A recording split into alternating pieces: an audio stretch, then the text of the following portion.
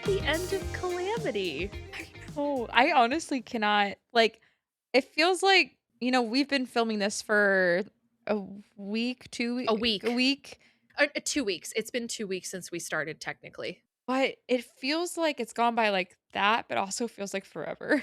Yeah, it feels like we've been doing Calamity for a really long time, but it also doesn't. Yeah. So we did 2, 2, 2, and 3. So we only did 9 episodes of Calamity. We actually thought we were going to do like 11 or 12, and we only ended up doing 9. So this is our 9th and final episode of Calamity, guys. Welcome to Calamity. This is going to be my favorite part for sure. This whole last sequence here, this last 2 hours of episode 4 of Calamity. This is some of the best D&D you'll ever see. Some amazing moments coming up. If you're just joining us, if you've never seen us before, I've seen Calamity several times. Meg has never seen it and doesn't know how it ends. I have theories, but that's it. Do you think anyone survives? See, I have a feeling maybe Nidus, just because of how we saw the Mighty Nine, like how his ship and then all of like, we think they're the taxmen, but Potentially. yeah, potentially are there, and how it's in a cavern and stuff like that. I don't see that happening from a crash. So that's what makes me think he survives. Okay. Anybody else? I want Sarah to live. Sarah is if you're just joining us, Sarah and Quay and Nidus are our favorites. Sarah is my favorite, and I think is Sarah your favorite too, or is Quay? I'll get back to you at the end. I'll get back to At you. the end we'll regroup. If you've been following us this whole time, a slightly longer intro from us today, but just because this is the end, this is the wrap up that we've been waiting for. Meg and I have been taking notes throughout this entire series that we've been doing this, just to kind of keep us on track. Really has helped me a lot. Even though I've seen Calamity, there are so many things that I'd forgotten. I hadn't seen it in over a year. So getting to sit down and write out all of the different plot points, learn the names of all the characters and stuff, the locations, and all of the more subtle storylines that I think I missed the first couple times around has been really exciting. I think Meg and I plan to sit down at the end of this and have a slightly deeper chat than we've had at the end of the previous episodes, but we are very excited to get into this one today. We're going to get started here in just a second. As a reminder, you guys can watch these early on Patreon, and you can also watch the unedited on Patreon. It is under our $3, $5, and $7 tiers, though. So if you are intending to watch it, you do have to pay for it. You can either pay $3 for it, or you can subscribe to any one of those tiers, and you'll have access to all of them. Without any further ado, Meg, are you ready to get into the last part of EXU Calamity? I am. I'm ready to finish this out. I am too. I'm actually not ready to finish this out. I really love Calamity. I will cry. Allie thinks I'm going to cry. I don't think you're going to cry. You are much harder to crack when it comes to crying in things. However, I think that if there is anything that's going to get you, it's in this part of Calamity. I am so curious. It's a part that always makes me cry. And trust, I'll be crying when we get there. And I think it has a chance of getting you, potentially. Not sure. Place your bets. If you know us, place your bets. And also, guys, stay tuned at the end of this video to find out what our next series is going to be.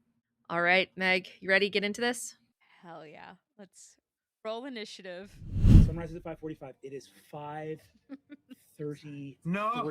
Uh-oh. You got 12 minutes. I started laughing because I was like, Allie sees the sunrise and sunset every single day. All right, kill yourself. Why'd you out me like that? Yes, what do you do? As she's working, can I go over to Xerxes, having seen all this, landed a little bit later, walk up to him, and I'll just into his ear quietly say, "Your weapon was glowing when you called out. Is there anything we need to know?" Yes, you need to know that by the time we land, by the time the sun comes up, and I say this to everybody, the deal that I made to buy us some time will take effect, and I will no longer be me. I feel like Xerxes is so selfless. He's a paladin. He's what paladins are supposed to be. And I'd also like to walk up to Xerxes.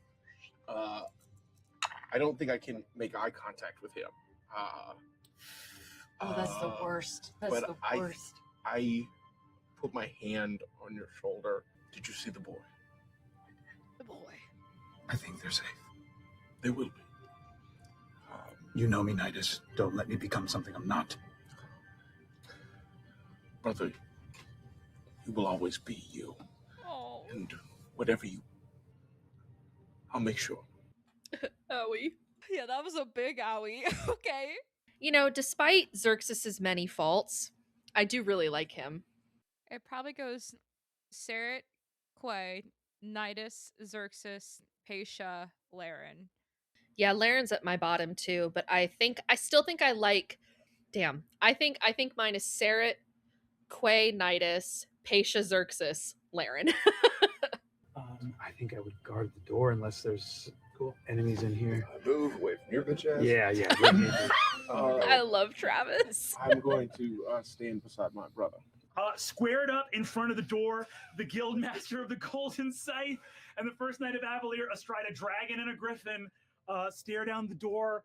Seret, you are hidden off to the side in the shadows. Triangle defense. And then our two wizards and our herald are up by the layrite itself. 18 seconds. Oh. 3 rounds. Let's go. Okay. I wish we had a hit point count of where they're at hit point wise, because they are so fucked up right now. I have no idea where they're That at. would be really I think nice. the only one who's good is Travis. That would be really nice just to have in general, like during initiatives, that the players can enter it and then it shows up on screen. They did that during the Mighty Nine, but that's the only campaign they did it during. And they only did it during early Mighty Nine, too. They stopped doing it when it wasn't live anymore. I wonder if it was too big of a pain. Yeah, Seret, Nidus, Paisha, Laren, Xerxes. look like Equation. So Seret, Nidus, Paisha, Laren. Xerxes. Quay. I mean, that's not bad. That's 2 fighters, 2 wizards, and then a healer and a bard at the end. Well, especially because bards can heal. I'd rather have Sarah and Nidus up front anyway. Avalir descending as it comes down towards its ancient home, Toramunda, Mount Igora, where Raushan and Kamort were sealed by the Dawn Father and the Wild Mother in the schism in ages long past. The door to the layrite bursts open. Taxmen come surging into the room. See, I wonder if they're going to be able to like steer it to the other direction, like steer it away and then crash it. Like into the mountain? Yeah, somewhere.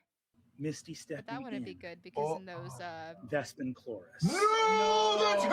What? Oh, shit! Why did he rob the fashion district? That is... Oh my god, yes he did. Look at that halo. Is he hot? Oh, he's big. Oh, wow. You know what? I'm just realizing I don't think we did the intro right. I never said welcome to Rated M. Wait, you said what? I never said like welcome back to Rated MA. I'm Allie. This is Meg. I never did that. Oopsie.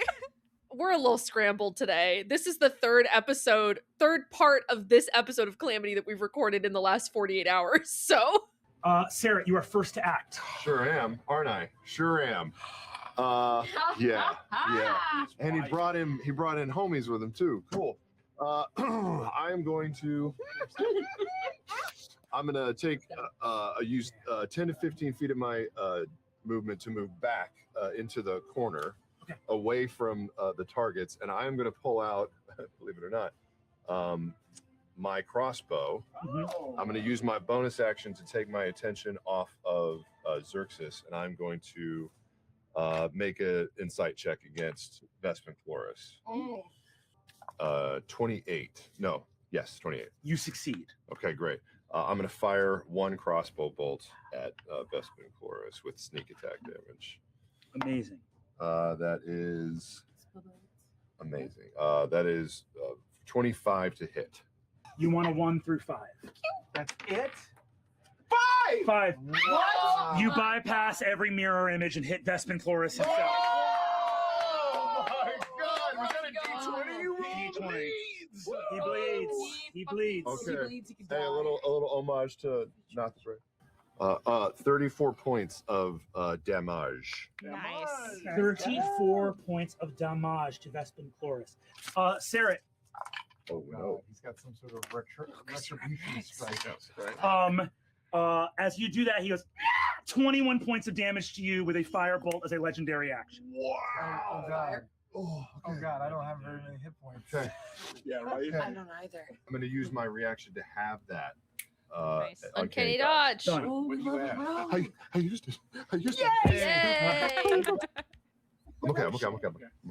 That's right. You didn't get He fucked wasn't up. there, You didn't die. That is Nidus. It's going to be your turn. Great. I look back to Laren and I say, "You were meant to pilot us to the future, but now you will pilot us to salvation." Fly Oh, Nidus! I'm gonna. Let's fucking I'm go, gonna- Lou.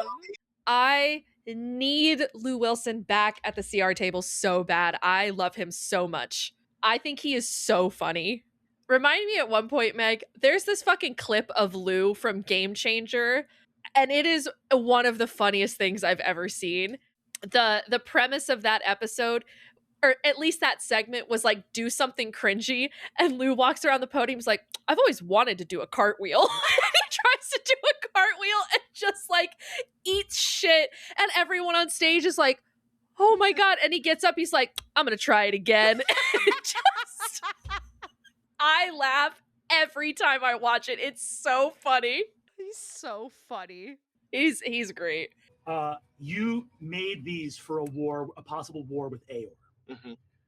The swords, their blades deal damage proportional to the highest level spell slot a person is holding on to. Shaq is going to try and grapple the one closest to us, and as Shaq moves toward Not them, Shaq. I'm in a 6th level cone of cold. That entire group. Yes, thank you. Thank you. Are you taking pictures of your dog? She's so cute. 26, Yes. 28, 36, 37, 39 points of cold damage. Beautiful. I'm going to dismount. Shaq, stop him! And I'm going to go for Vespin Chorus. Hell yeah. Go, Nidus, go. He redirects it. You get one of his mirrors. Second one, it's going to be a 19. 19. Okay. 19 is going to hit him. It's But going- we're gonna roll. We're gonna roll mirror image again. Great.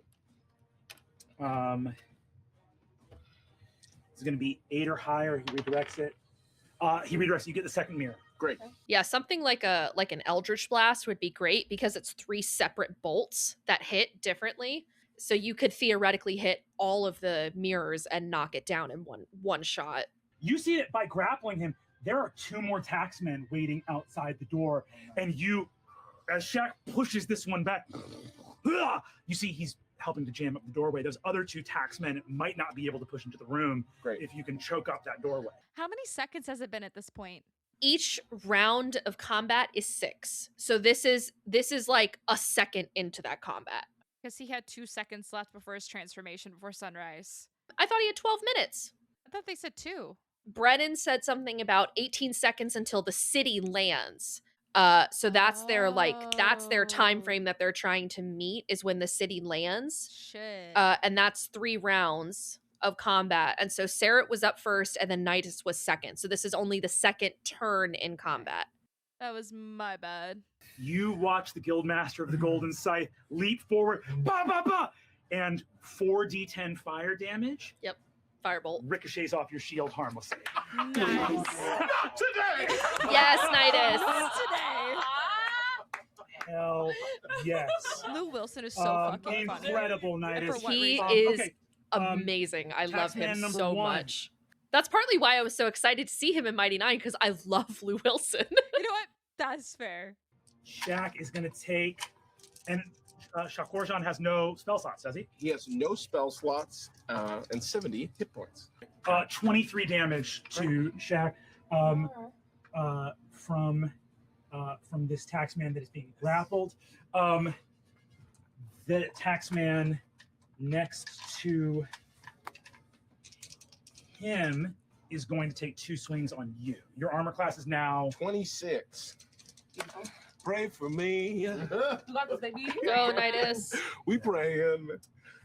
Boom! And you are holding up a 400-pound sword with your defender scimitar. Yes. Over your What's head. that sea monster? Xerxes, the bar has been set. Come meet me, brother. That's going to go from there. Laren, that's you. Cool. Do the stuff. Hold the on. First engineering thing. shit. Bonus action. I pull out. I chipped off like a tiny piece of the bow before I used it Yes. on the lay, right? And I just have this little bit of material from the outer planes. And I can't decide between upper or lower. And I look over at Vespin. And just with my fingernail, I'm going to carve in a symbol from the lower planes. We've been going through names. And I'm going to cast Tasha's Otherworldly Guise. Oh. Burn my 6th level spell. I have wings now, and I'm immune to fire damage. Oh my Yo. God. Nice. She's making me want to play an Abjuration Wizard. Do it. I've never wanted to play an Abjuration Wizard. Now I do. You've complete this round's actions. You are ready. You contain the energy. You I'm going to say this. On a 22, you remove the possibility of an apocalyptic burst of energy. Okay. Exandria will be whatever this release of energy is, it will not be as bad as whatever happens if these guys come. You have it contained. It will not be apocalyptic. It will potentially be bad, but you have 2 more rounds to get it done. Okay. Pesha is doing a deep amount of math in her head, and she's evaluating every instance, and she's going to take a gamble, and she glides her finger along the ley line stone, and with a little bit of dust, she throws it over her shoulder and casts Disintegrate at Vespa. One of my favorite spells. 6th level. Incredible. Disintegrate is one of my favorite he D&D is going spells to of Fuck your mirror image. all time. Fuck your Fuck shit. your mirror image. Is that a spell attack on Disintegrate or no? It is not. It's a saving throw. Considering how much time we have So left. bypasses the mirror image. Oh, great. Oh, golden. Great. Mhm. Fantastic. I knew that. Because the thing with Disintegrate, if you succeed on the deck save, you don't take any damage. Because you only disintegrate if you hit 0 hit points, right? Correct. And what's the save on this? 18. Dex. 18 dex. What is it? What is it? What am I doing? My boy fails. Sorry. No. He fails and then he succeeds. Legendary. Burning through one of his legendary Legendary resistances, resistance. of which you know he only has a limited amount. Yeah. I remember when you fucking did that to us with the dragon. Yeah, legendary creatures are hard because they can save from God damn it. even very smart spellcasting can't get through a on a legendary failed resistance. save. On a sorry. On a failed save, they take A no little damage note from of, Disintegrate. like, infernal energy. Yeah, Disintegrate, I mean, to be fair, Disintegrate is like 10d6 plus 40. So it's still a shit ton of damage. It's a max of 100 damage. But if it reduces you to 0 hit points, you're gone.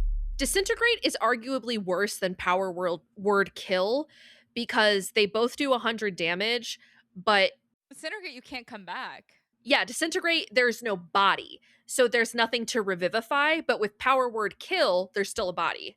The only way you can come back with disintegrating is if, what's that spell? It's a true resurrection.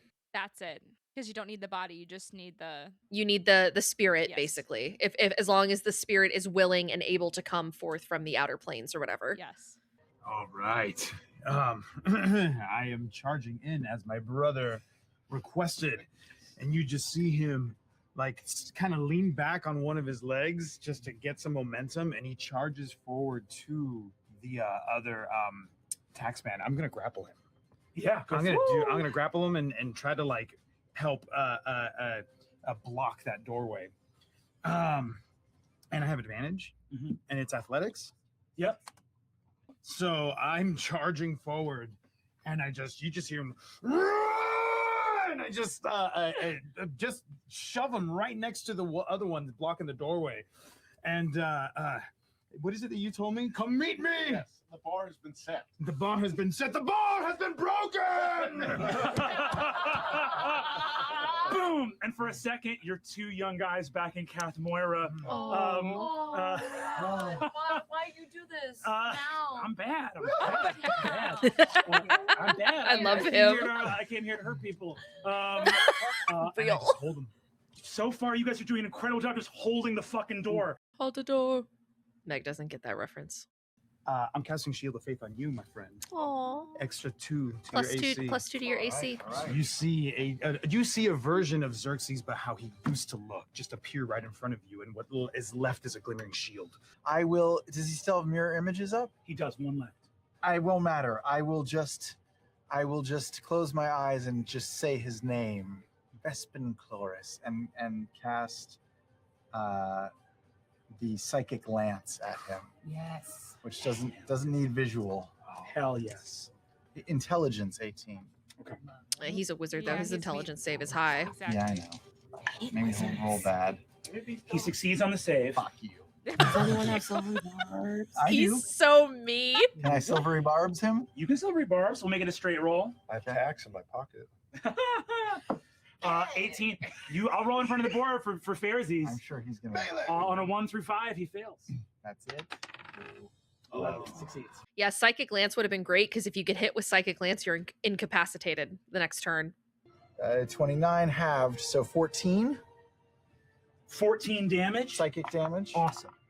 Okay. I'll give you my silvery barb. Wait, what does it do? Advantage. Advantage on what? A check? The next The next roll, attack or saving throw, I think.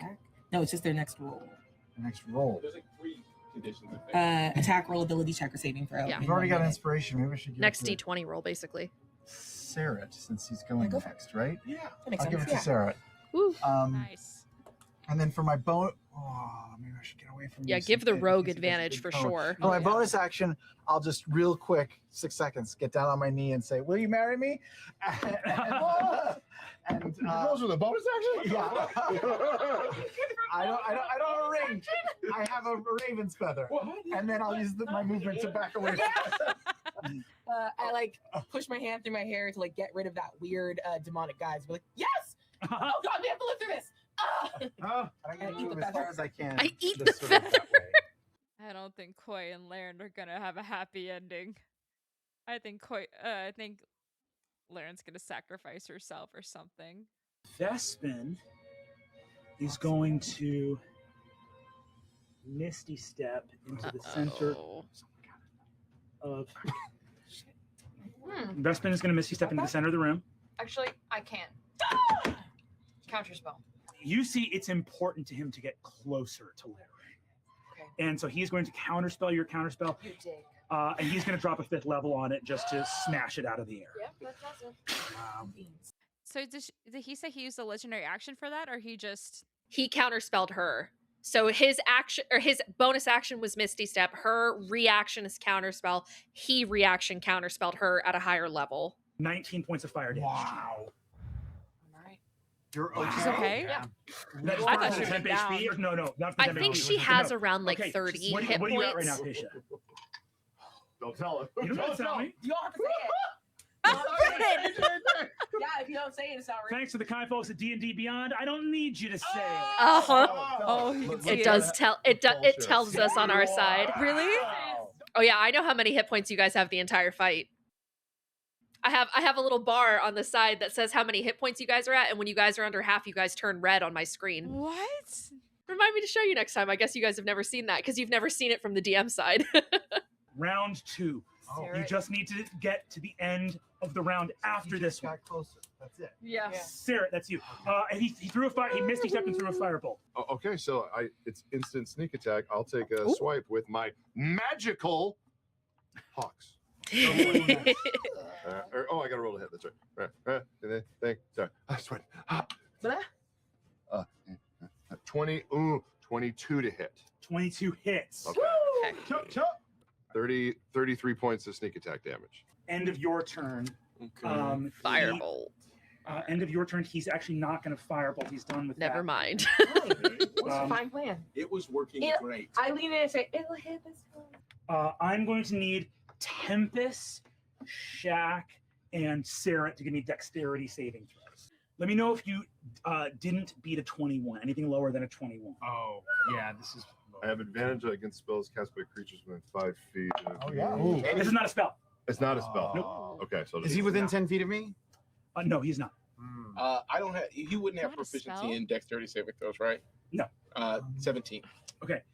Shakorjan takes 21 points of fire damage.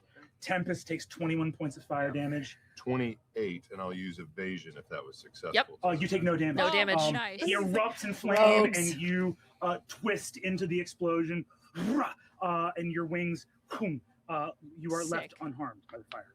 Yeah, rogues and monks both get evasion. It is so nasty.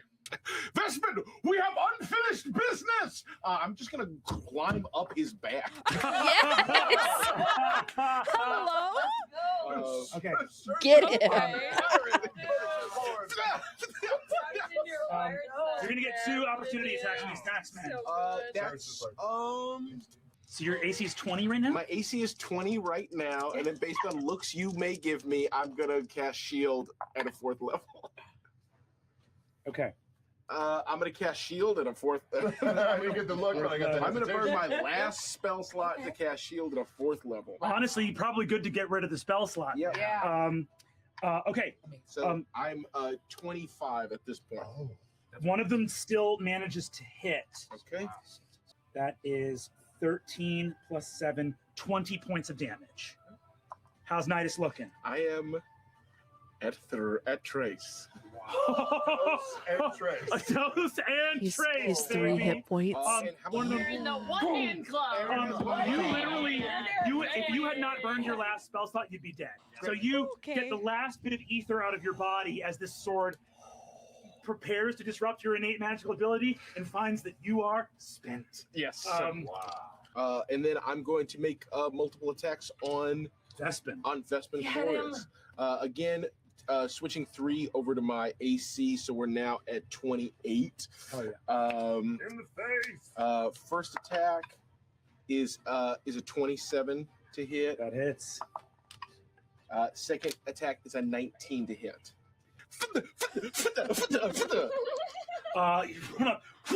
You and Sarah on either side of this fiendish horror. After you. Do you mind if Shaq takes his 2? Yeah, go for it. On the taxman. Yeah, go for it. Sorry. It's a 19 and a 25. 25 hits. Great. And a nat 20. Crit, first crit. In total, that's 1d6, 2, so it's only 3d6. But is he going to use a legendary action? No, these are the taxmen 11. that are getting hit. This isn't Vespin. 11 plus 3 is 14 plus 22.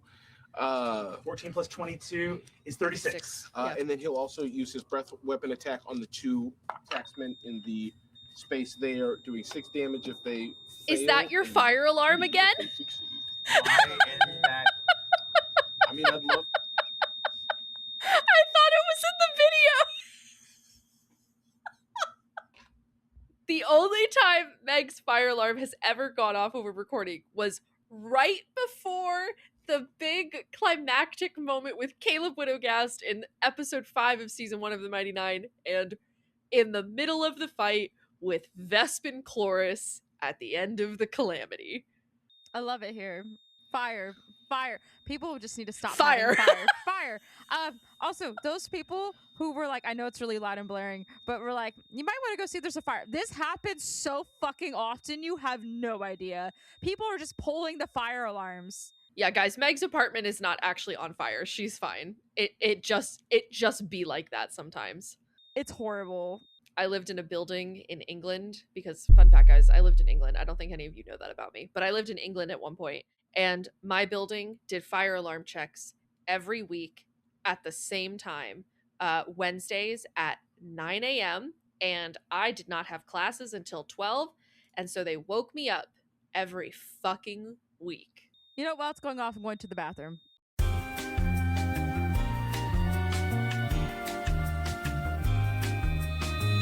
All right, back into it. You ready?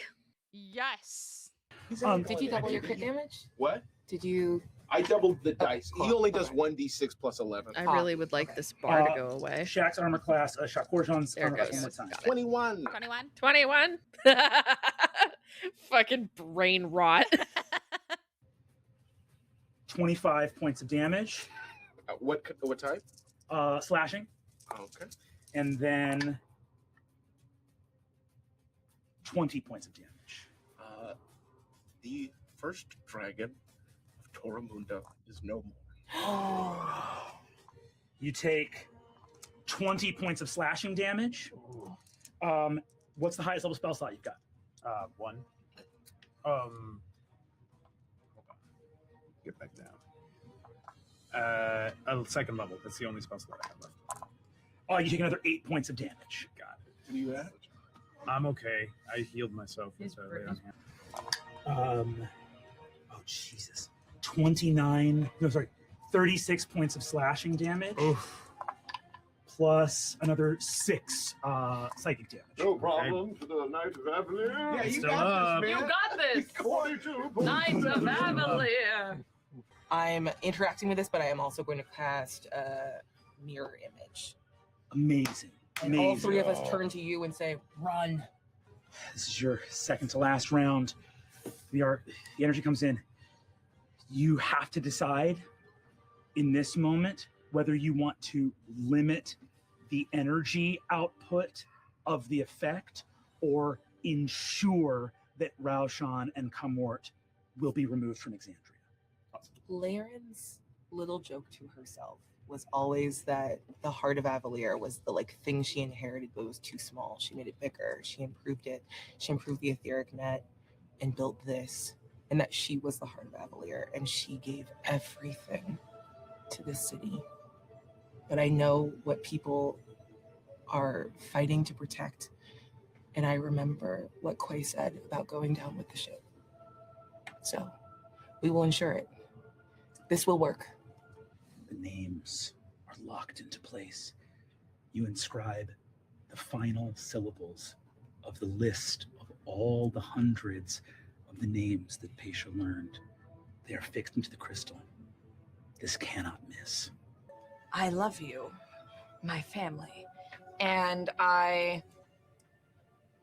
you just start seeing runes coming out of the ring behind the stained glass, and it pops out almost like a 3D effect and smashes down over top of us. And I cast a wall of force around essentially Laren and I. Incredible.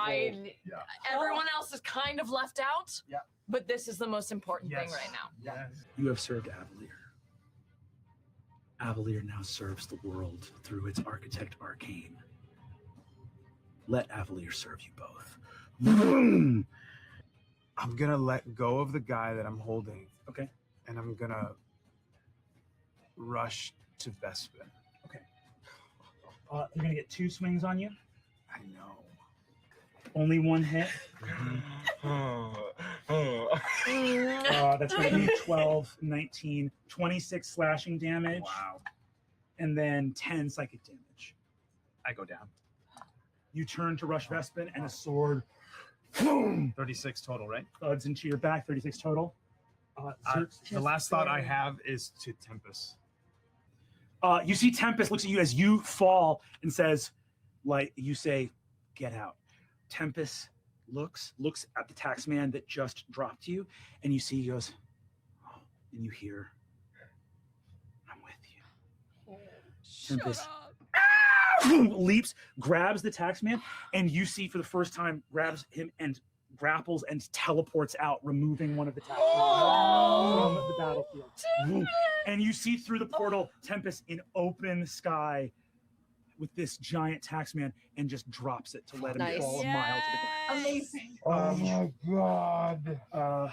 And Tempest is gone. What a good Xerxes. griffin. That is your turn. Loquacious, that's you.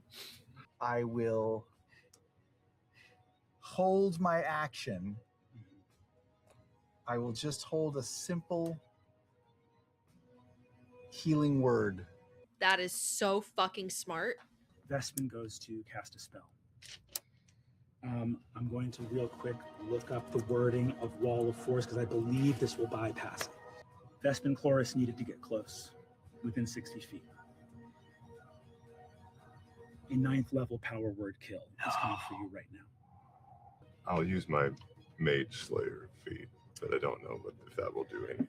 You get a reaction, and you have it is a sneak attack. I don't know if you have any way to make it advantage, but you do get a reaction to hit him.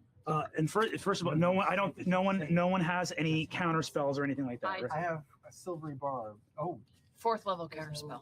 I'm gonna silvery barbs. It was him. 25. Okay. 25 to hit. I'm gonna silvery barbs him. Yeah. What does that do? You have to roll with disadvantage to hit. Oh wait.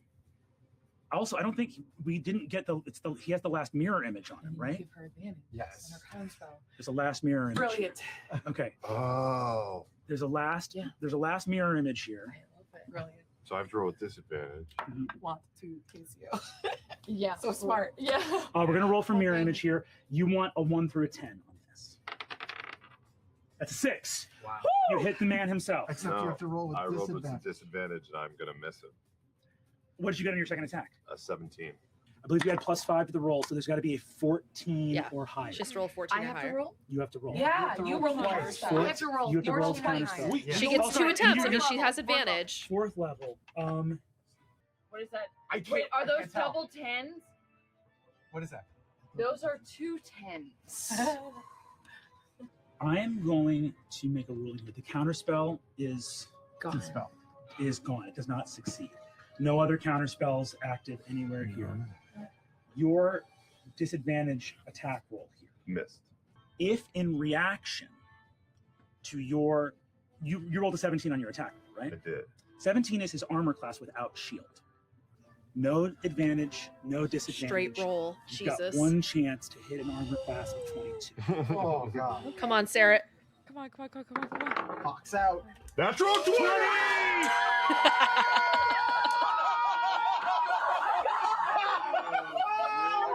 I knew that was coming. I was waiting for it.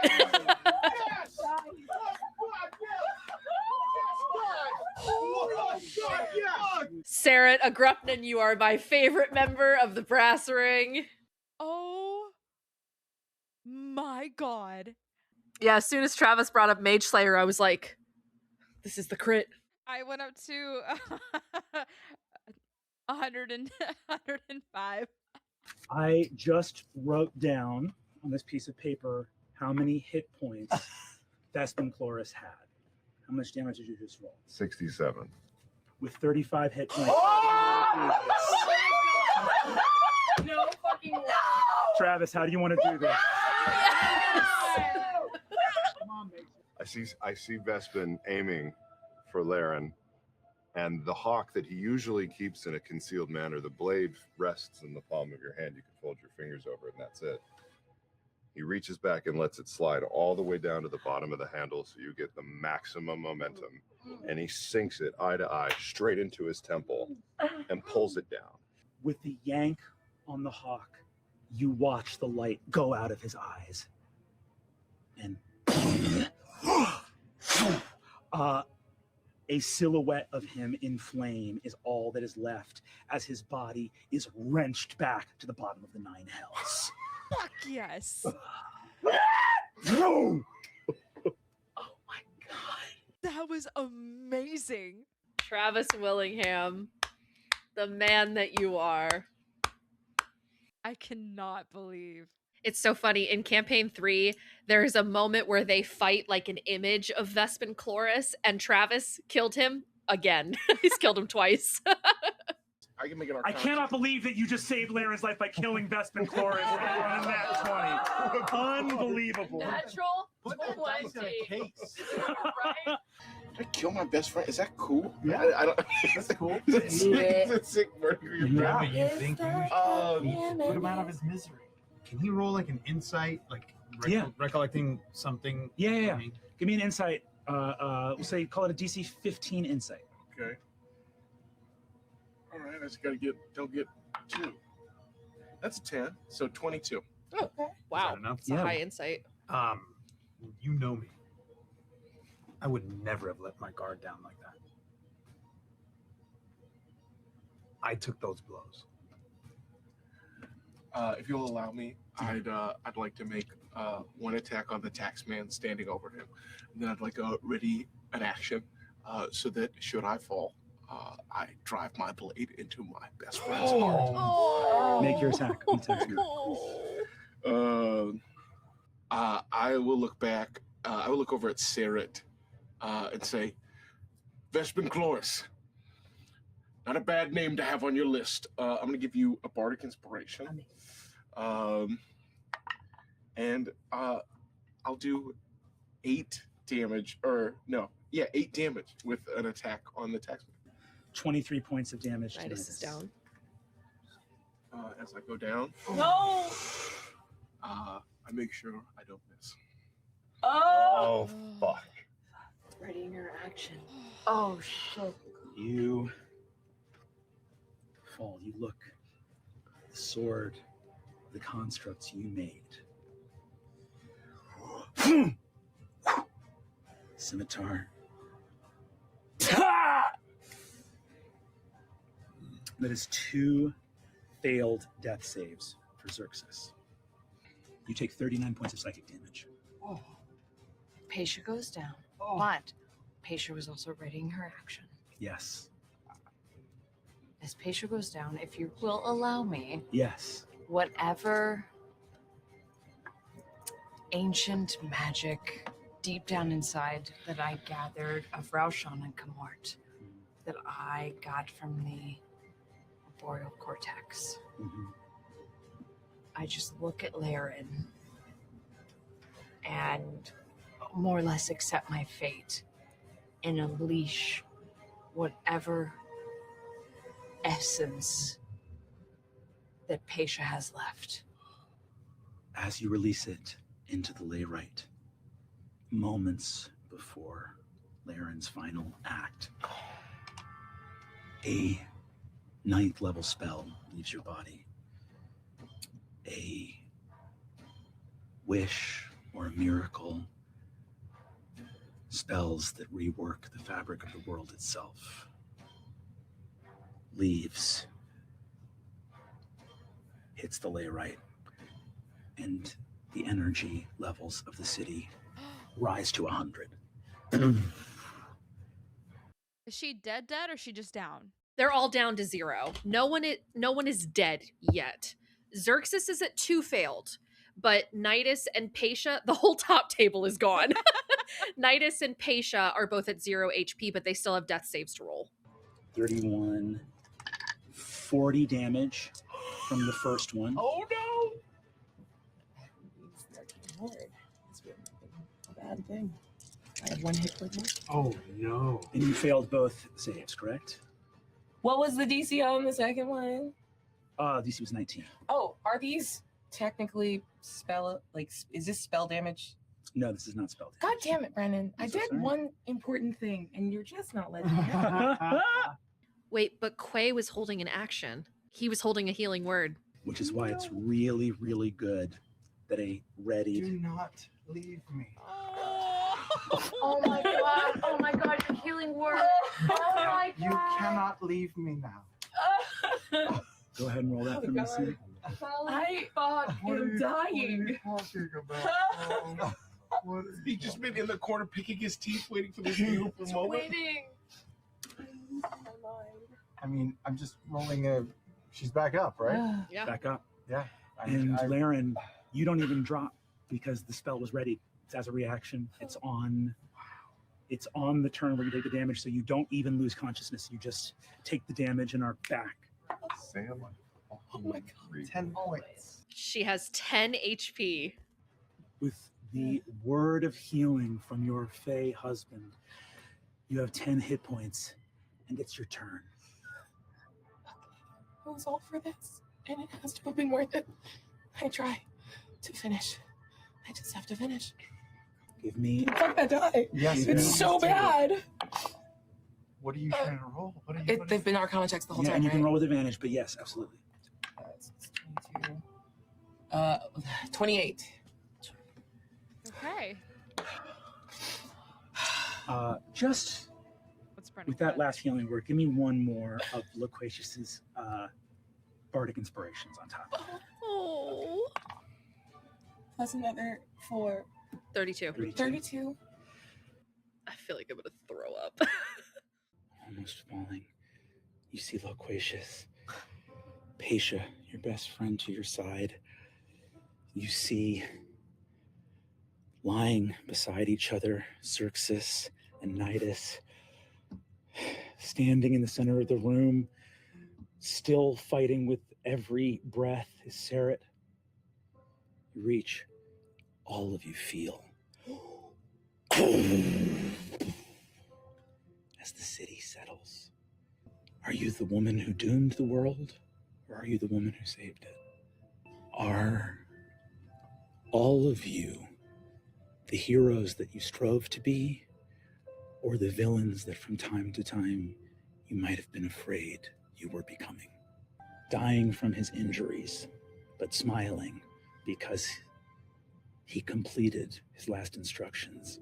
Callum staff right, connected the broken battery back to the etheric net and put it online for you. It is nice, perhaps, to know that a woman of your singular genius was not completely alone. You made your choice.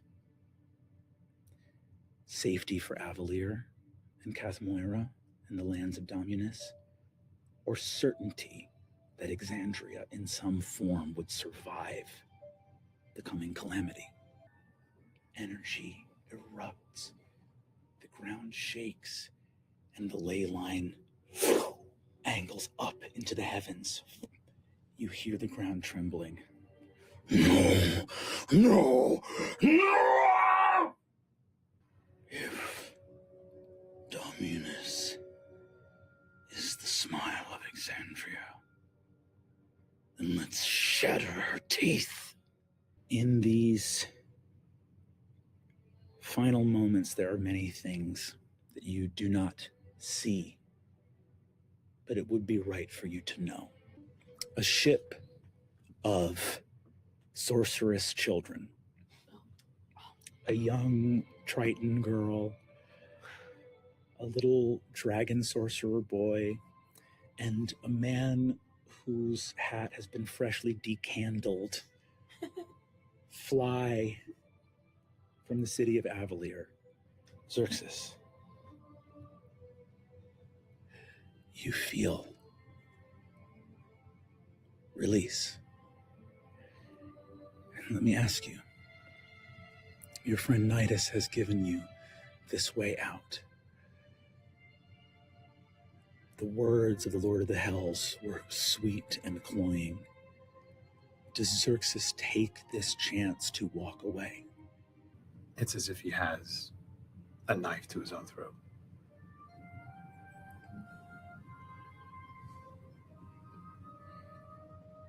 But in the back of his mind, he knows in his heart that salvation and redemption is there for everyone. And it pulls him right back. The last thing you see as your body begins to immolate and burn,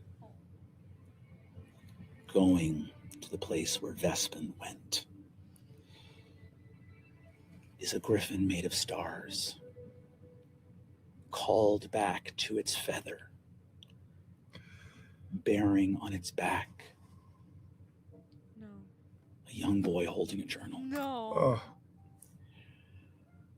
The griffin climbs and climbs, racing against the dawn. And the griffin opens a door into a sea of stars. Elias leaps into the arms of Evandrin. Reunited, you see the face of your husband and your son. And across endless realms, you hear Evandrin's voice. I know what you gave. You found a path beyond the stars. I do not know whence the gods came from, but I know that you found it in your heart. I promise you, Xerxes, I will find that place. I will find the secret of how these worlds were made. And I will come and find you and bring you home. You won't. Not for a very long time. You fall into the flame to become something terrible. But your son, your husband, they know freedom and life out there among the stars. Nidus, in your last moments, you hear ascending from your brother. Nidus, this is Edalus. We're on the flagship. Where are you? Have you made your way to safety? Yes, brother. All will be well. Oh. Your brother, with his latent magic, connecting to your heart. And you see two young boys on the deck of a ship, looking up under a clear blue sky to a city in the clouds. You think we'll ever get there one day? Of course we will. With your Kiros, nothing's going to stop us.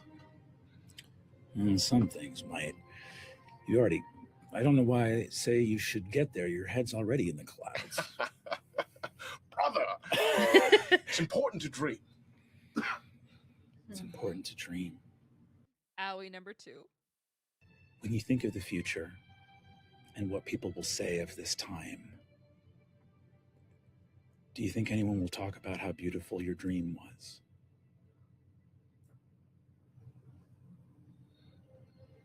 No. But that's all right. Because it was real for us. All right, give me a third one. It's really just like hit after hit. I've been crying for 5 minutes already. I heard your first sniffle. Oh my gosh, she's gone. I knew I would, though. Patience. The images of Avalir from your wall surround you. The words come back. You scanning through your orb. Selfish, selfish, selfish. And you are here at the end of this city that has defined you. In this moment, what can you let go of? And what must you hold on to, if anything? As the life leaves you, what are Paisha's final thoughts? Just that there are many more dreams to come. You hold that and hear on Saret's body as the taxmen power down. Many more dreams to come. The voice of a young girl. In your final moments, you hear, Dad? Dad, it's Maya. I've got some kind of orb.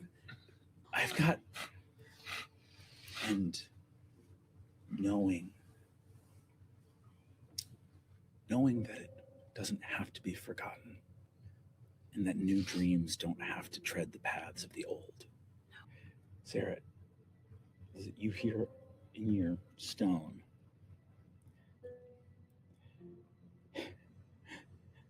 Wingspan, this is Clear Eye. You see that the stone gets grabbed by your son, who says, Dad, this is Talon.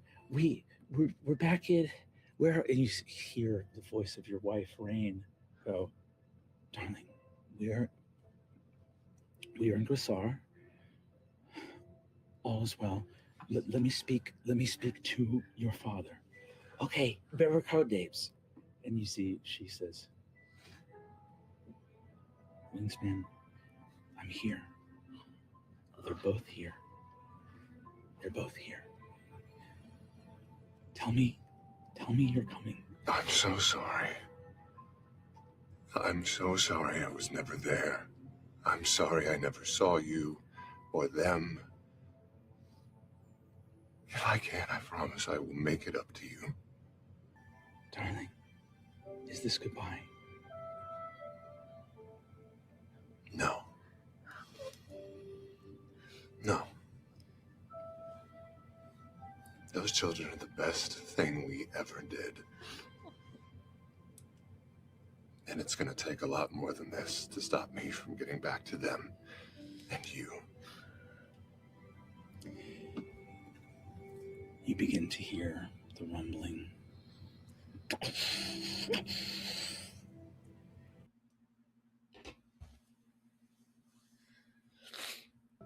You look for problems, darling. I know you see the moments that you weren't there. Our children loved you, and I do too. You're a great father. You're a great man. And I don't know why.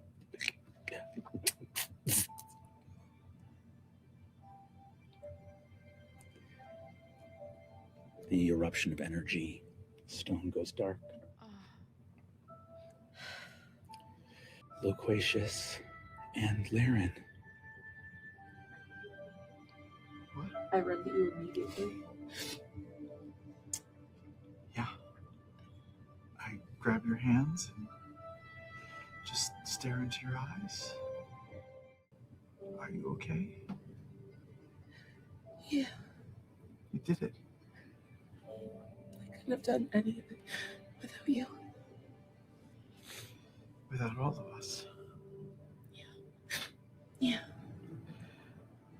This isn't the most romantic place in the world, but it sort of looks like a church. How dare you make me laugh right now, Sam Riegel? We have a little time.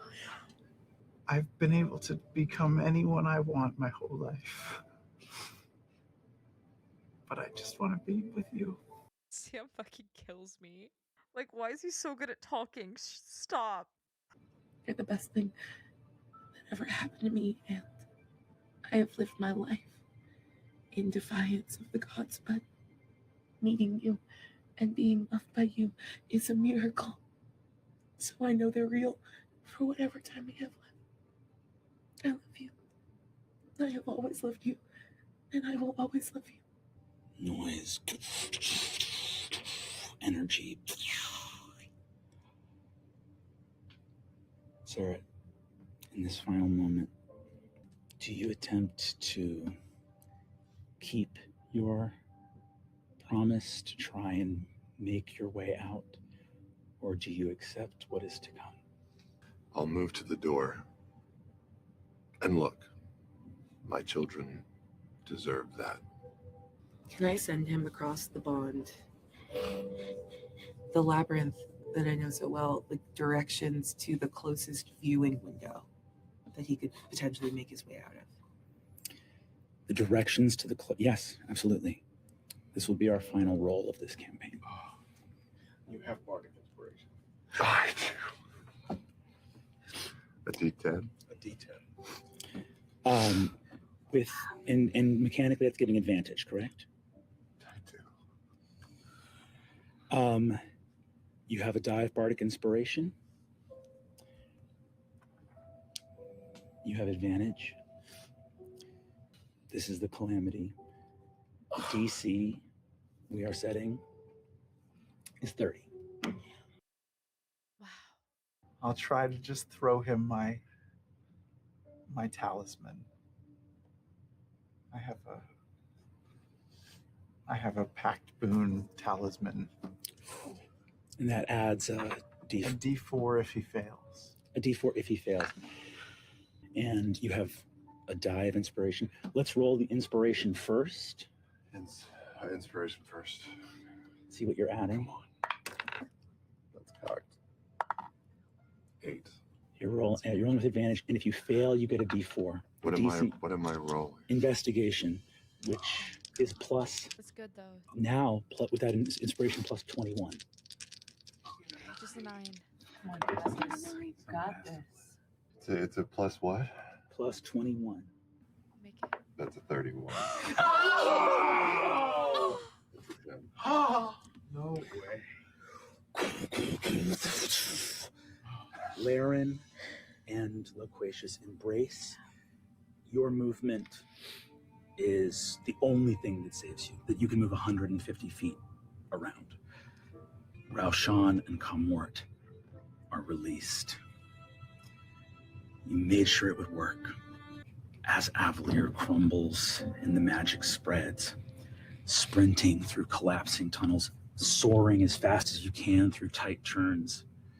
Do we still have some remnant of a telepathic bond? Yes. Can I reach out to Laren and say, the brass ring endures. I want you to know you gave us a chance. Just you feel relief. The continent of Dominus will have been unfamiliar to most people because in the modern age of Exandria, the chain of islands known as the Shattered Teeth is all that remains. The earth opens and fire and stone shatters a continent. The calamity will last for centuries, and at the end of it, 2/3 of those living beings of Exandria will be no more.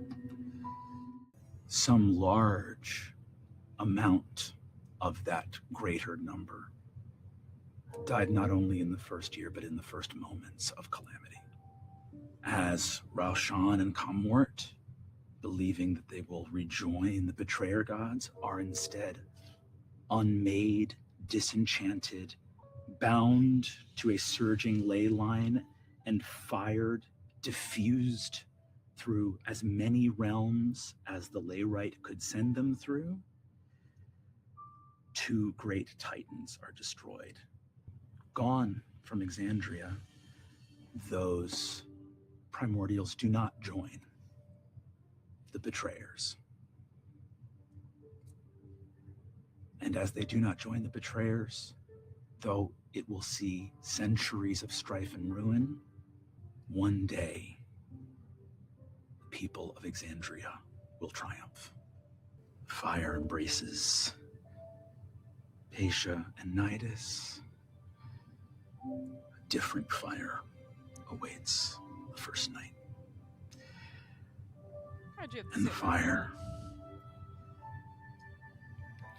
as brightly as it may burn, does not burn so brightly as your love, which shines the brightest in your last moment, having given this world a chance.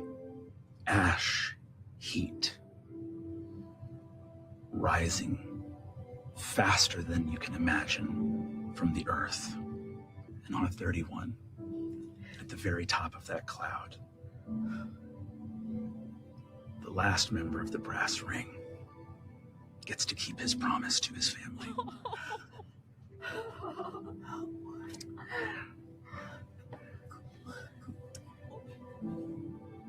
You fly for weeks over oceans choked by ash and soot. You don't get to give your kids the world that they deserve, but you get to give them the world that they can fight for with you.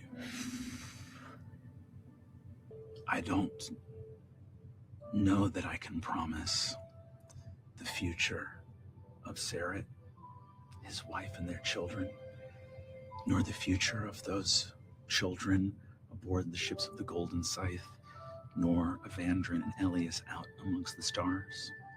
We've told a story of the coming of a time of darkness, the coming of calamity, of shadow and fire and ruin. Why do we tell stories? To try to make sense of a world that can be terrifying and enormous. In Exandria, I don't know that your story will long be known. I don't know who will remain to tell it.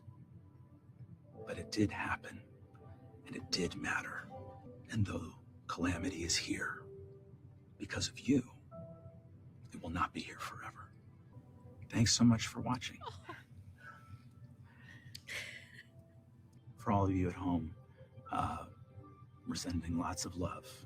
And it has been an honor beyond words to be at this table and tell this story with you all.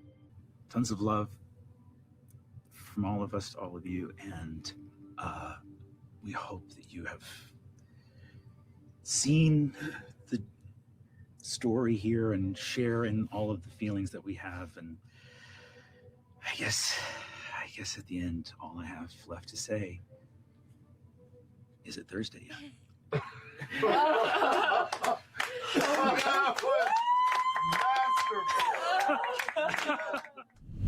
Wow. Here we are. Megan, Wow. that was EXU Calamity. What did you think? I loved it. I absolutely loved it. It was so good. Yeah, story was great. Brennan was great. Like everything was phenomenal. It is widely regarded as one of the best pieces of D&D ever made. I can see why.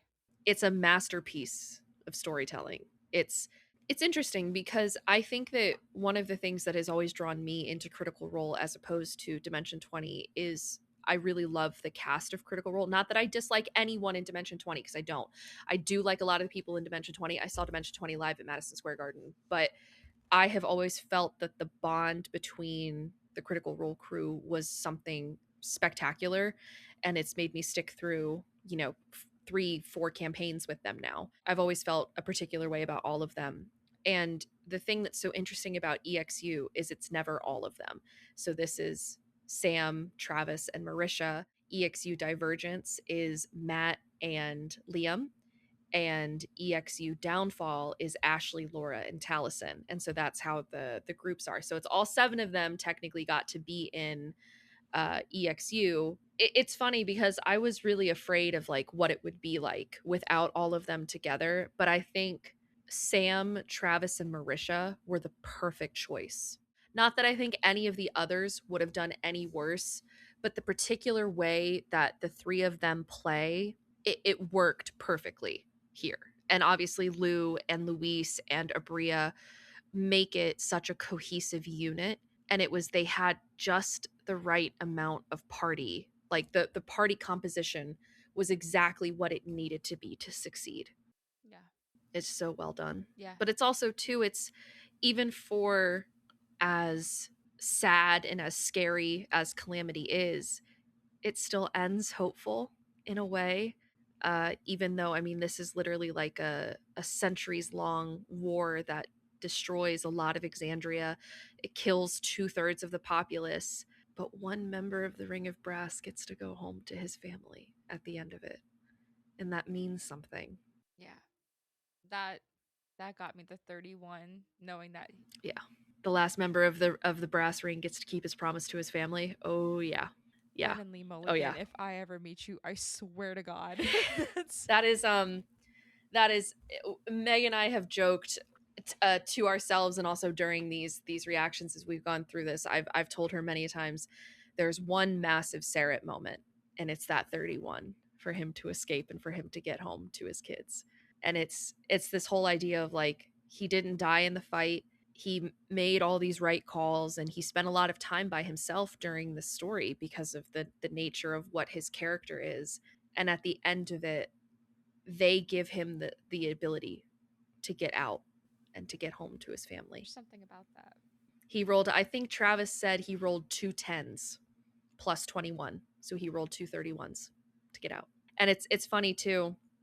One of our mutual friends as well actually was rewatching Calamity probably at this point now, maybe a month or 2 ago. And she messaged me and she was like, man, I forgot how many 31s Travis rolled. So many.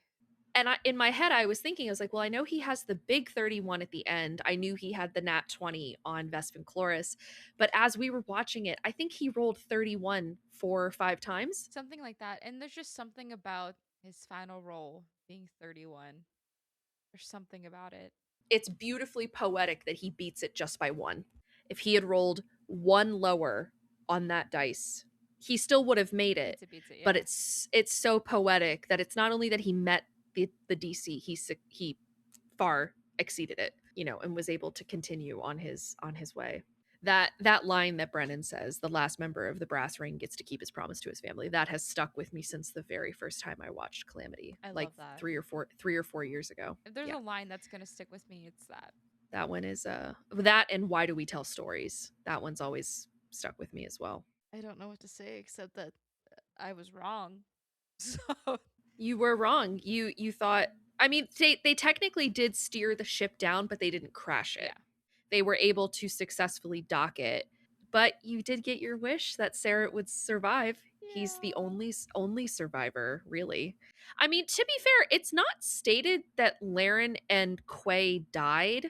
I actually thought it was stated that they died, but it's more so like fire like engulfs and they eventually succumb, whereas Sarah is able to get up above. God, oh my god, when EXU Calamity gets made into a TV series and they show that shot of the mushroom cloud coming up and he just fucking flies up out of it, oh, I'm gonna be a fucking wreck of him soaring through the clouds, and like the final scene is gonna be him with his kids and the kids with Patia's orb. Oh, I'm gonna throw up. I'm gonna have the tissues ready. There was a moment there where I was just like streaming just down my face.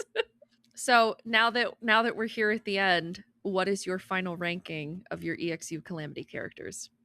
Sarah. Yeah, agreed. Quay. Nidus. Yep. Xerxes. Okay. Pasha. Laren. Wait, no. Laren kind of got it better for me at the end. She redeemed herself a little bit, yeah. Marisha, I love you so much. You're gonna put Pasha at the bottom? I don't know. I really have to think about this actually. Because like I didn't really connect with Pasha. That's the thing. That's fair. If you don't connect, you don't connect. You don't have to. Yeah. I'm just giving you shit because it's funny. It's funny because you know how much I love Marisha, so it's. I do. Megan loves Marisha. I love Marisha, so this is very hard. I'll be curious to see how you like Laudna when you either make it to campaign 3 or when the Bells Hells animated comes out. Laudna is like a top 3 Bells Hells character for me. She's one of my favorites. She might even be a top 2, to be completely honest. I think for the longest time, Laren was at the bottom, but I think Pasha is now at the bottom, and Laren is one above. Laren redemption arc. We love to see it. It's like the most minuscule thing, but she did redeem herself a bit in the end. I love how Pasha is basically the creator of the Cobalt Soul. She is the creator of it. Yeah. I think that is really cool.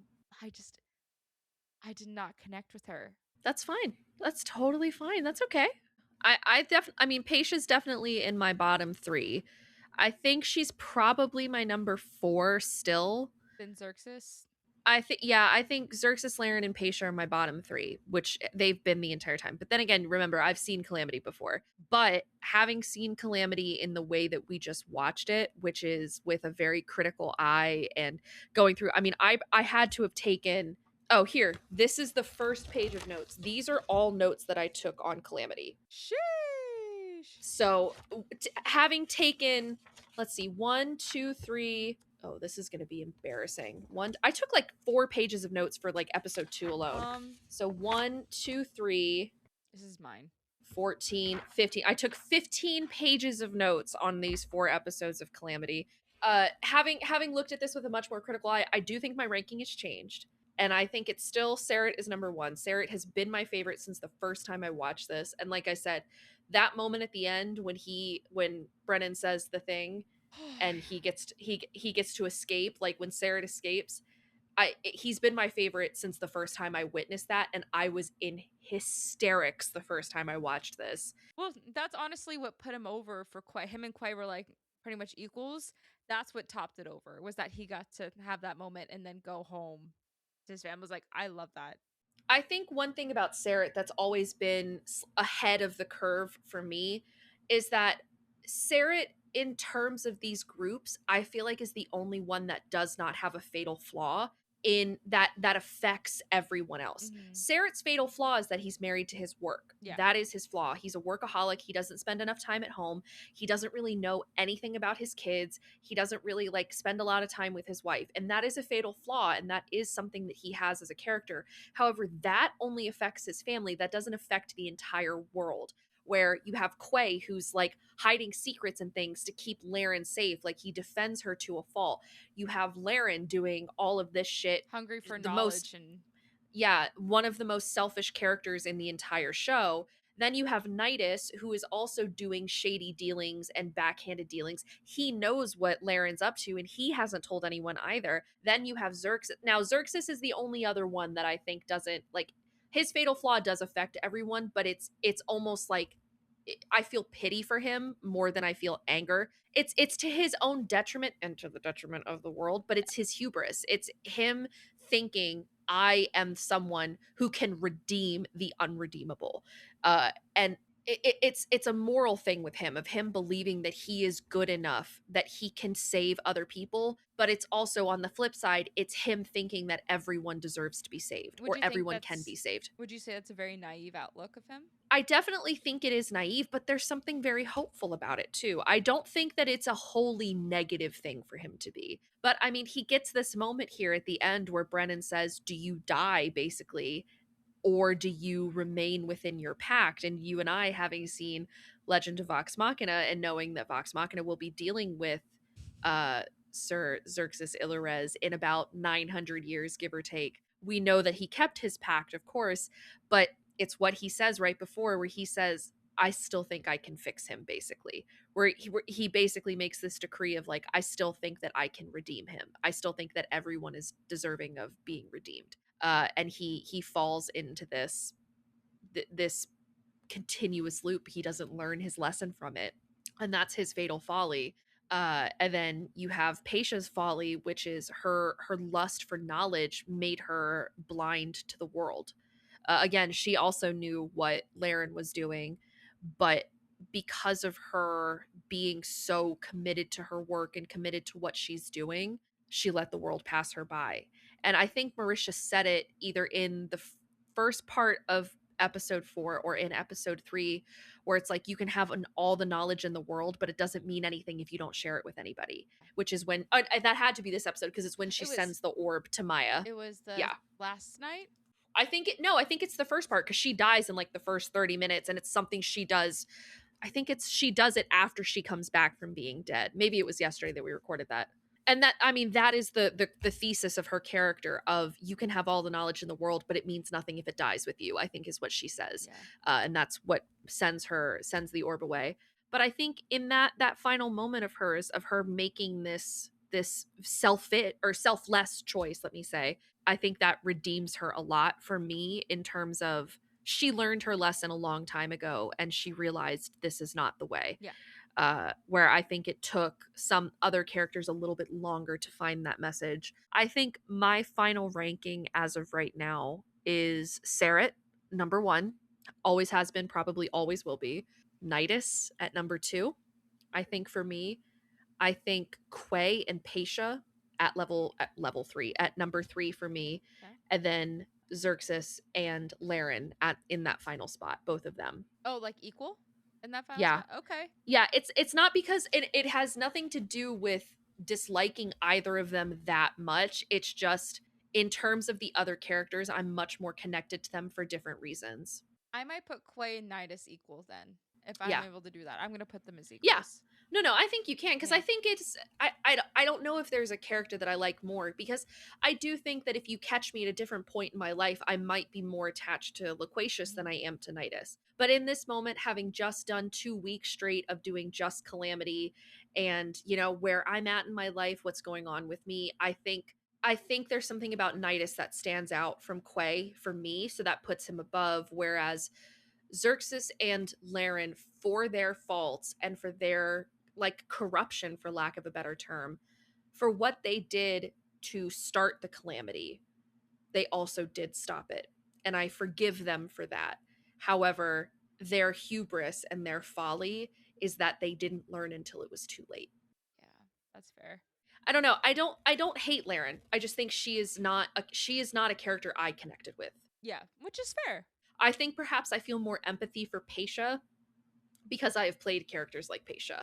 Characters who have nothing by choice because they think they have to be the smartest they can be, and they turn around and realize when they get to the end that it doesn't matter. And I think that I'm similar to that in real life. Of there was a time in my life where I thought I have to be the best that I can be at everything. I have to do this. And then there was another part of me that was like, I can't do this by myself though. Yeah. It doesn't matter. None of this matters if I do this by myself. And I think that that philosophy really hits with me, which is why I put Paisha above the other two. No, that makes sense. I mean, your first character, Eliana, Mhm. was Was a lot like that. Was a lot like that. We never got to finish that story, but when you were talking about it at the beginning, I was like, yeah, actually, your first character was like that. My first D&D character that I ever built was a, say it with me, half-elf rogue. Wood elf rogue. It happens. It be like that. Everyone wants to be a sneak. Everyone wants to be Legolas, okay? Everyone wants to be Legolas. And I played a character who was like basically like a lady in the elven village that she came from, and her family, her parents were lords and ladies of this small sect of land that we had dominion over, and we had, you know, people that worked on our property. We had a bigger house, but she was the third of 5 children. And part of my backstory was that she had felt very isolated from her family. And to explain why she was a rogue, I basically said that she spent so much time in the lower cities and the lower villages learning thievery from the people that actually raised her, which were people in taverns and people on the street. When she came of age, she just left thinking that there was nothing for her in this life and she would build a life on her own. And then some 60 years down the line, heard that her family had been attacked in an invasion and had all gone missing and had not been heard from since. And it became a point of hers where she was like, I did all this on my own and I still care about them. I have to go back for them. And so part of the thing with my character was she was constantly looking for information on anyone who may have heard or seen anything about her family. And unfortunately our campaign ended before I ever got to find out anything about them. So that story remains unresolved. D&D's fun. It's fun and it's creative and you get to connect with it. So like when people see people like crying over like their characters and their stories and stuff like that don't play D&D, I don't think they realize how attached you get to your characters like when you really connect you with them. spend so much time with them. Yeah, you do. I mean, hell, I think about what Eleanor, that's my character's name, what she's thinking. And like when we're in game, I'm like, okay, this is how I feel, but how does she feel? So you really get into their headspace and you get into their emotions and things like that. And you're like, okay. And you really grow to care about these characters. And so people are like, oh, it's just a character. It doesn't mean anything. I have played Eleanor for 2 years now, coming up next month. I have spent 2 years of my life with this character and I built her before. It's been over 2 years that she's existed, but you've been inhabiting her since February 17th, 2024? Yeah, 2024. So, of course you're going to get attached to these characters. You play them for years. You play them for years, and also our games are 5 hours long, and we used to in the very early days our games were like 7 hours long. So I mean, Meg has literally played hundreds of hours, maybe not hundreds, but well over 100 hours as this character. So let's just say our games were 5 hours, right? If this is our 50th, that would be 250 hours. Every game has been between 5 and 7 hours. Yeah. So I have well played over 250 hours.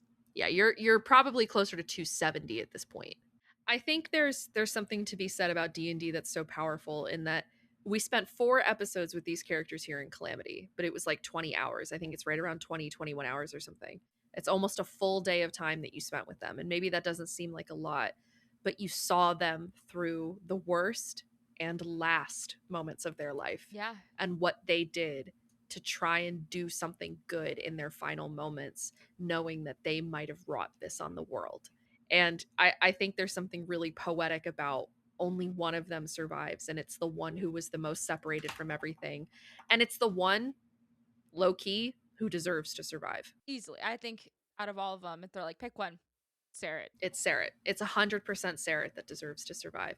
I mean, technically, Xerxes still lives, but he is not the same man. And changes over the years and years, as you see in Vox Machina.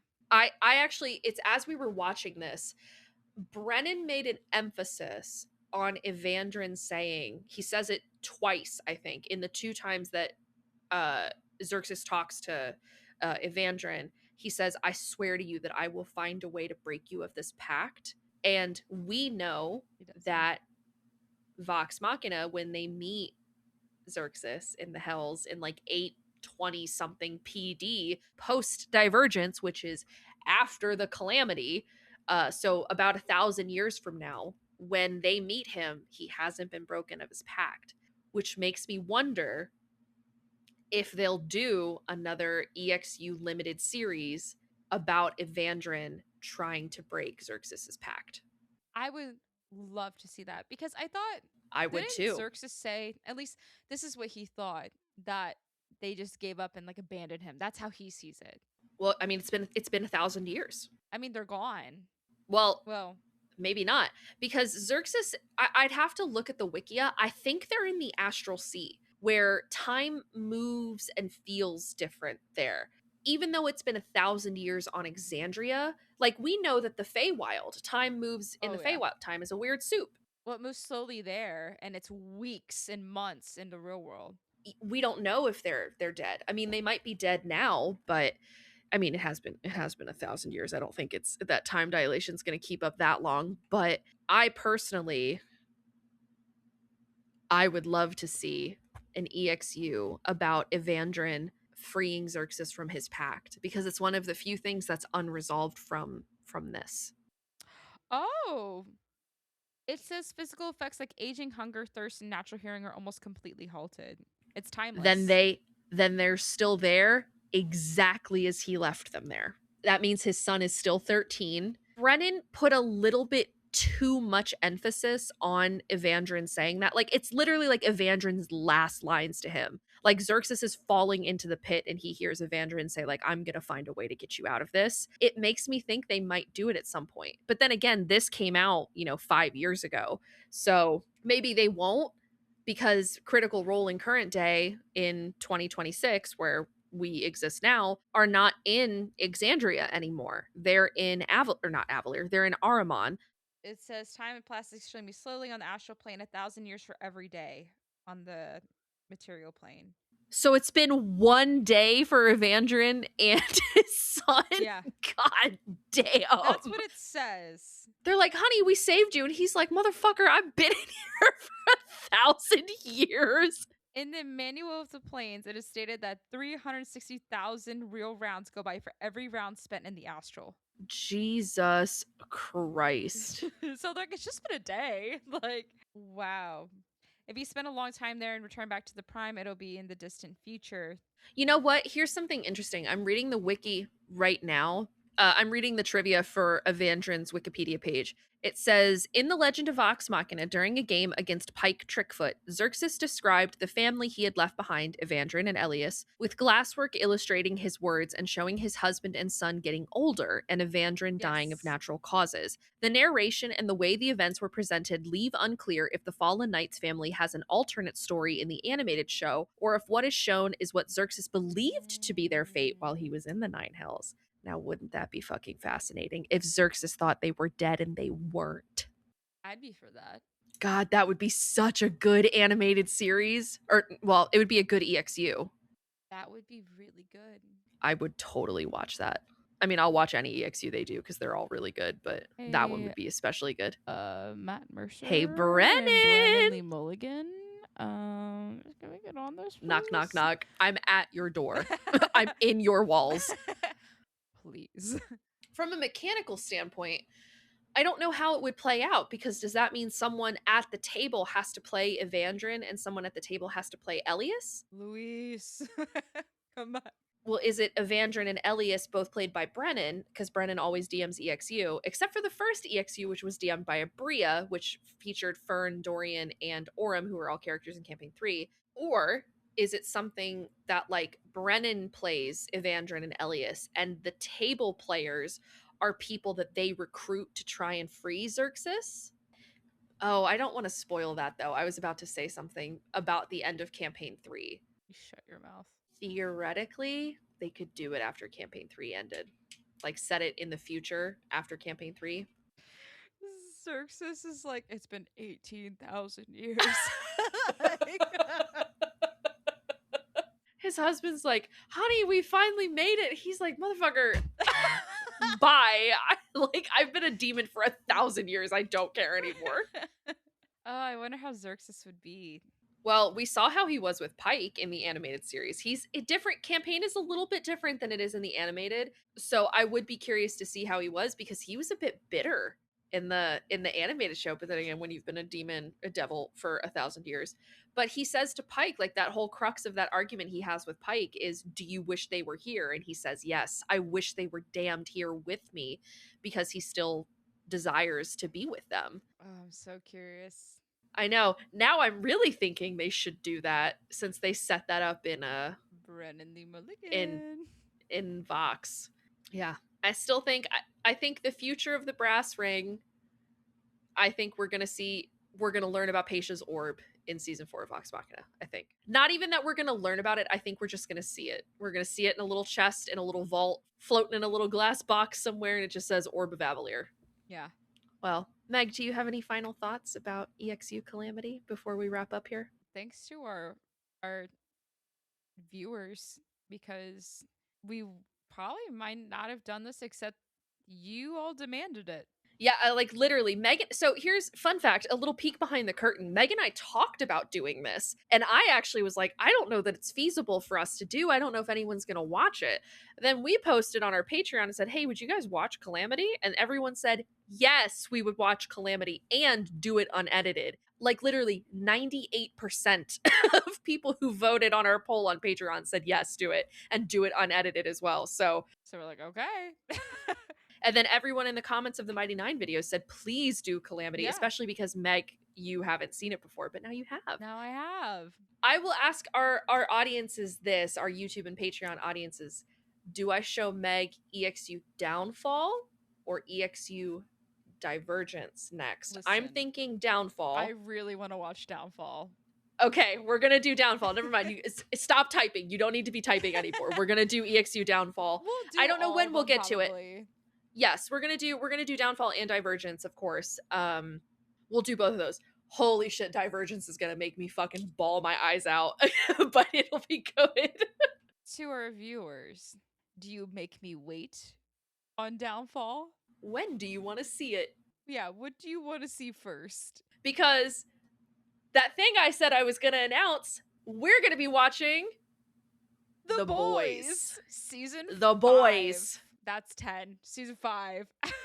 Fun fact, Meg hasn't seen seasons 1 through 4, so she's got a lot of catching up to do. Meg and I really want to watch the seasons together, but there are a lot of things going on in our personal lives that are making it kind of hard for us to film and record. Yeah, if you guys knew what was going on right now, my entire life has changed in the last 6 days, so it's been a lot. We will wrap up here, leave you guys with this. Calamity is amazing. Brennan, the entire cast and crew of Calamity were absolutely fantastic, phenomenal. There is not a better way that this story could have been told or should have been told. We will be watching The Boys very, very soon. You guys can check us out for season 5 coming out, I think, from the end of this video in a few weeks. I think it's like April 8th, I think, is when season 5 picks up. So head over to our channel around that time. We're also going to be doing Legend of Vox Machina season 4 whenever that comes out. And as always, you guys can check out the unedited reactions on our Patreon under our $3, $5, and $7 tiers if you would like to see what we're up to. With that, Meg and I will sign off for the final time for EXU Calamity. Check us out for EXU Downfall coming. I don't know. It'll happen. With that, we'll see you guys in the next one. Bye. Bye.